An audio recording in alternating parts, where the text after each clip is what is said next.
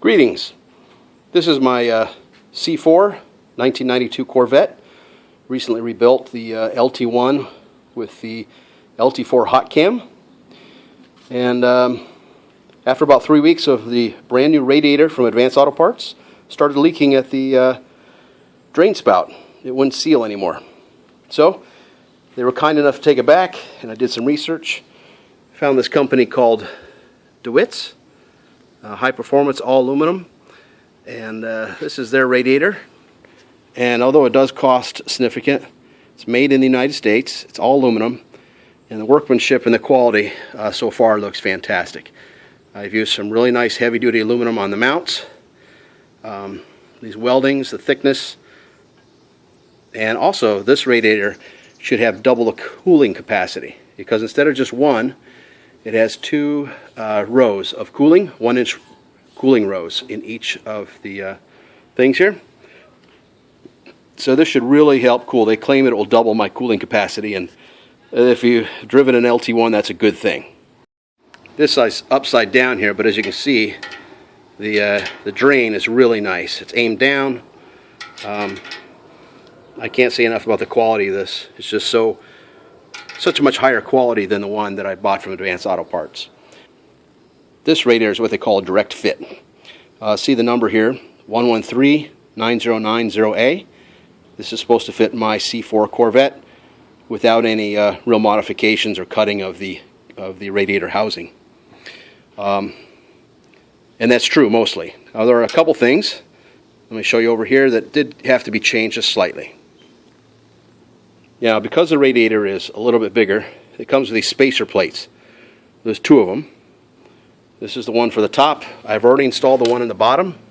You can see down here. And what it does is it spaces the fan out just about, a little more than 1/4 of an inch, just to give it a little extra space. This one will go right up top here. It already comes pre-drilled, and so far the factory bolts seem to be long enough for the spacer. So it's going to go in here. That's one change. The other change is it's come with these foam, which go in the top and the bottom for extra. I need to trim it just slightly, but come for a little extra stability. Well, we got a set in here now. It's sitting down in the factory mounts. That's good. Comes with these nice foam padding to put on the top and the bottom. I guess that just gives us some extra security, extra stability.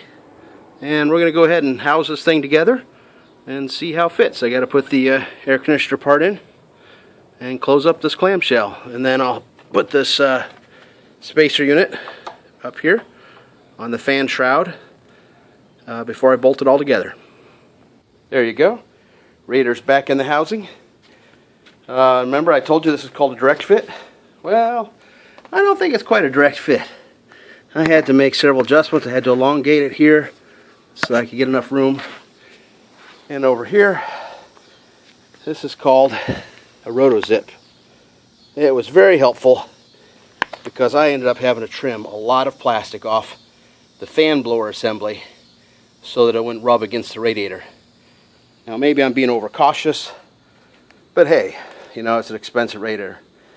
All in all though, it did fit in the hole, and I am using the factory mount, and I think it's in there pretty good. I haven't actually put the assembly in the car yet. I'll do that tomorrow morning. But factory fit, the word kinda comes to mind. Okay, I just wanted to make sure I showed you some of the modifications I had to make. I had to elongate this. It was just too tight before. And maybe I didn't have to do it, but I gave myself a little extra clearance there.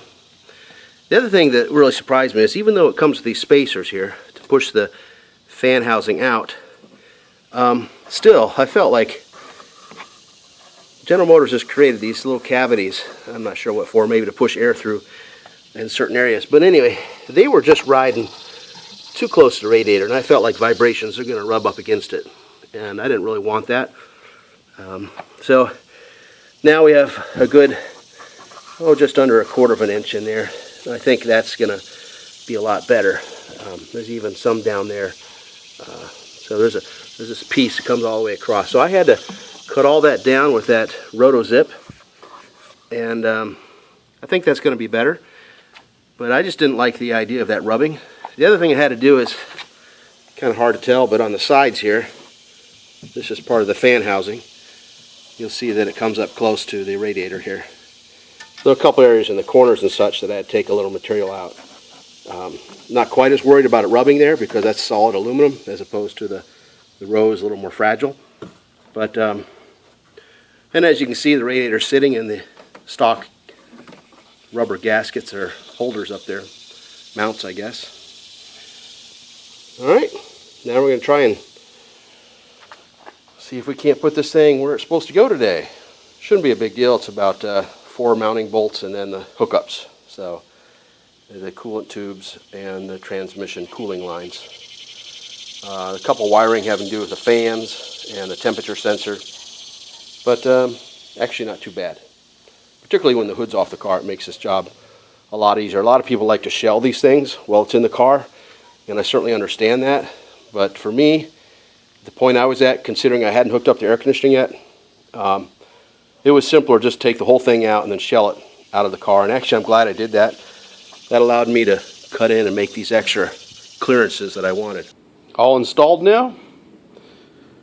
The DeWitts all aluminum radiator's in. You can see the spacer plate. Of course, the fan is a little bit closer to the cross member there, but it's all in now. I put radiator fluid in and ran it, and it's hard to say whether it's keeping it cool or not. I will say this though, that when it got up to temperature and the fan kicked on, the temperature fell very quickly. Before it used to kind of linger. So I do think it's cooling faster, particularly when the fans come on. It seems to get it back down to 220 degrees without too much trouble. So I'm still breaking in a new engine, so you know, it's kind of hard to tell once the engine gets broken how this will all work out. But anyway, it's in, and I'm pretty pleased with it so far.